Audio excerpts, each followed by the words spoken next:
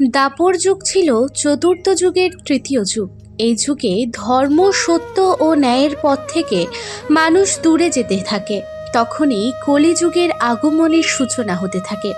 আমাদের সকলেরই মনোবাসনা ভগবান শ্রীকৃষ্ণের আগমন ঘটবে কবে, কবে এই কলিযুগের অবসান ঘটবে।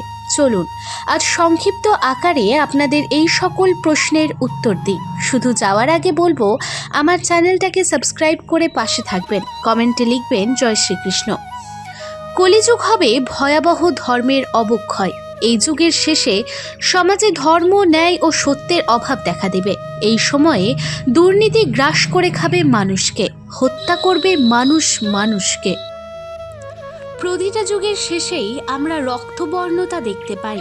এই যুগেও এর বৈপরীত্য ঘটবে না। পৃথিবীতে ভয়াবহ ভূমিকম্প, মহামারী, দুর্ভিক্ষ, সুনামি দেখা দিবে। প্রকৃতি হবে ভয়াবহ। মানুষ লোভে আগ্রাসী হয়ে পড়বে, অর্থ মানুষকে গ্রাস করে খাবে।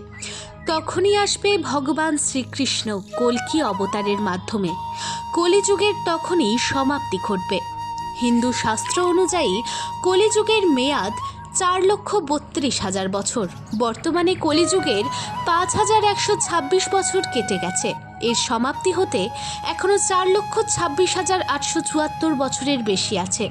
তাহলে বলা যায়, এই জন্মে না হলেও পূর্ণজন্ম লাভের পর আমরা কলিযুগের ধ্বংস দেখব। হতে পারে চক্ষু দর্শন হবে শ্রীকৃষ্ণের। তিনি কল্কি হিসেবে কলিকে ধ্বংস করে আবার সত্যযুগের সূচনা করবেন। আবার হবে দুষ্টের দমন, সৃষ্টের পালন। শাস্ত্রমতে কলিযুগের শেষ হলে পৃথিবীও ধ্বংস হবে। আবার নতুন করে নতুন পৃথিবীর সৃষ্টিও হবে। ভিডিওটা ভালো লাগলে একটা ছোট্ট করে লাইক করে দেবেন। আর পরবর্তীতে কি ভিডিও চান কমেন্ট করে লিখতে জানাতে একদম ভুলবেন না। জয় শ্রীকৃষ্ণ। ভগবান শ্রীকৃষ্ণ আপনাদের সকলের মঙ্গল করুক।